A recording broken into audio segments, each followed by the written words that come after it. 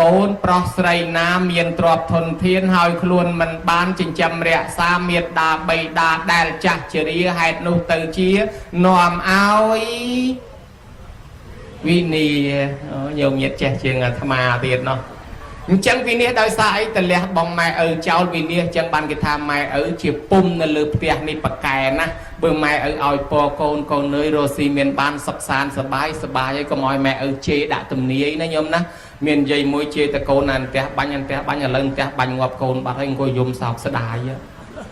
ជំនាន់ព្រះមានជេរកូនមួយដែរគាត់មិនស្ដាប់ថាកុំឲ្យទៅរស់ស៊ីគាត់មិនស្ដាប់ជេរកូនអាចោកបីវត្តទៅដល់ឲ្យកបីវត្ត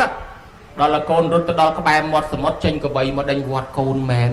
កូនរត់យកព្រះអាយុនឹកឃើញថាម៉ែជេរឲ្យកបីវត្តអញឥឡូវកបីវត្តមែន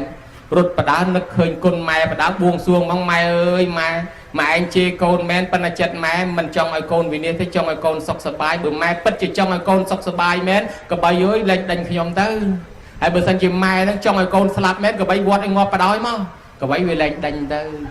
បានថាម៉ែហ្នឹងគាត់ជេរមែនតែចិត្តគាត់ចង់ឲ្យកូនល្អទេប៉ុន្តែឆត់ណាស់កុំជេរកូនទៅពេកទៅទៀតណាញោមណាតែជេរថាមិនចង់ឲ្យបើឲ្យកូនសុខមែនសបាយមែនតែជេរកូនជាប់ទំនាយអត់បានទេពាក្យគេថាគ្រូទាយម្ដាយថាណាញោម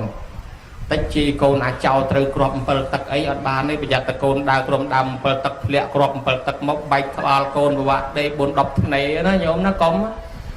ដូច្នេះហើយម៉ែនេះជាពុំនៅលើផ្ទះបកែស័ក្តិសិទ្ធិបំផុតនេះនិច្ចជាកតញ្ញូអ្នកណានៅពង្រើជានិច្ចឯកាលកតញ្ញូអ្នកនៅឆ្ងាយ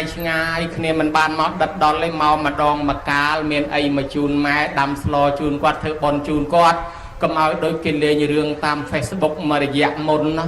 មកជូនម៉ែបានតែ 50000 ជូនទៅវិញឯងសឹងទាំងអស់តាំងពីផ្លែខ្នោតាំងពីមន់តាំងពីទាតាំងពីស្រូវជង្រុកកិនក៏ដាក់យកទៅម៉ែខាត់កូនហ្នឹងថ្ងៃក្រោយមិនបាច់មកទេកូនឯង